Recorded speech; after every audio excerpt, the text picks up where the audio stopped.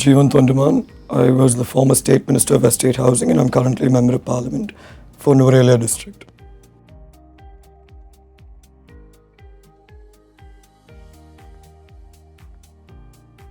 No, absolutely not. I believe it's a human right to not be discriminated and to live in, live in a world where you're free of fear or any sort of discomfort. So I don't think anyone should be discriminated against.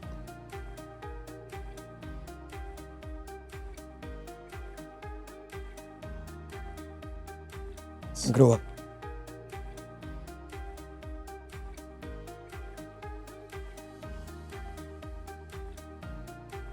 Well, I think first we have to understand that my party, Ceylon Workers Congress, it's a traditional party with quite a conservative mentality. So for us, our main issues were exploitation against the working class, and now with the evolution of the world and how things have evolved around us as well, we have to come to terms with what reality is, even though it may not be comfortable for some people. But it's our job as leaders to educate them. So we are in the process of educating even our own party members and the rural classes on what the LGBTQ community stands for and what it entitles them for. So it's a slow process, but it's we're surely taking a step forward.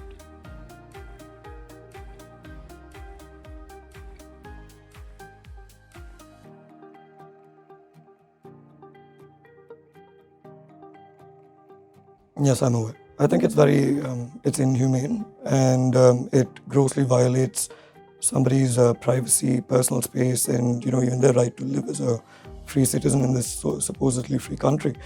But it comes down to the fact that more than these sort of practices done by the authorities, it comes down to the fact that our education system is broken. Where we have not been taught acceptance, where we have not been taught how to live in an inclusive community. And, so things have to change from there.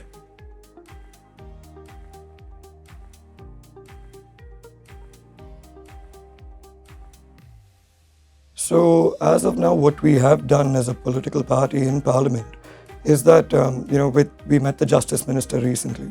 And when we met the Justice Minister, there were certain other issues we had to bring up.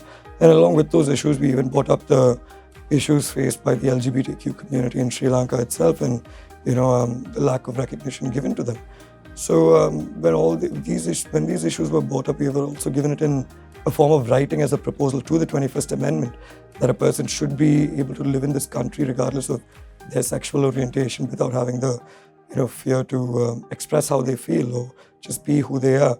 So these are the steps that we have taken right now, but it's still not enough, because even though we did take these steps, there was still widespread criticism on why this issue was brought up during an economic crisis. But I think it's our duty to understand the fact that even if there is one issue going on, that doesn't necessarily negate the other issues that are parallelly running across. So there is no particular right time as to when an issue should be brought up, but if it is an issue, it must be addressed.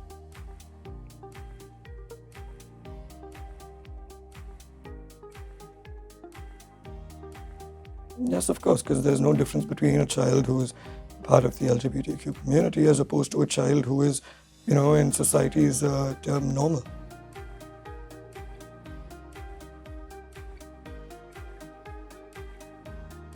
Of course I do.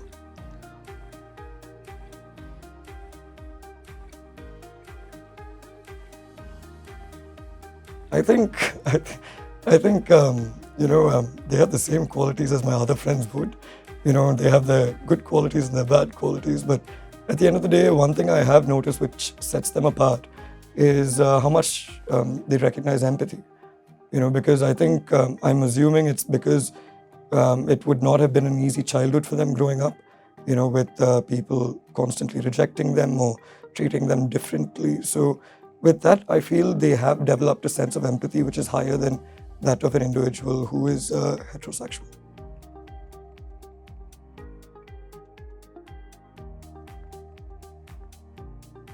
I'd rather not.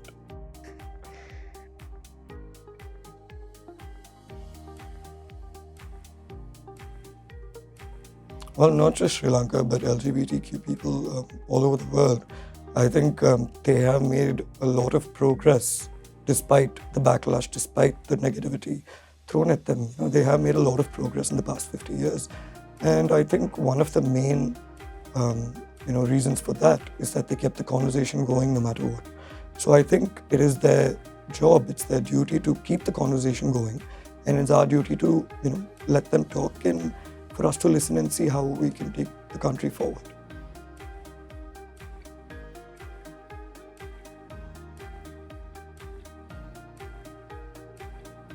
Because I think we have to learn from history. If you look at history, there have been many races, there have been many cultures, religions which have come and gone.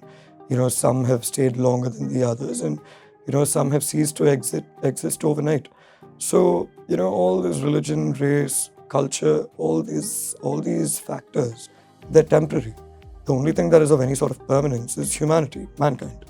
So I think we owe each other at least that basic amount of respect, where we live and let live. So I feel that is the most important aspect of this.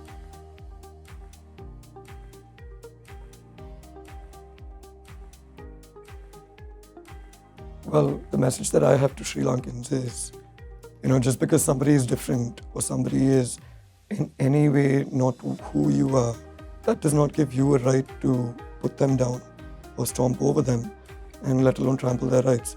So with this being said, I really hope that the new breed of Sri Lankans that have taken over this country, are a more inclusive society, which you can see, and are allowing people to talk and, we take it seriously. That's about it. Better together.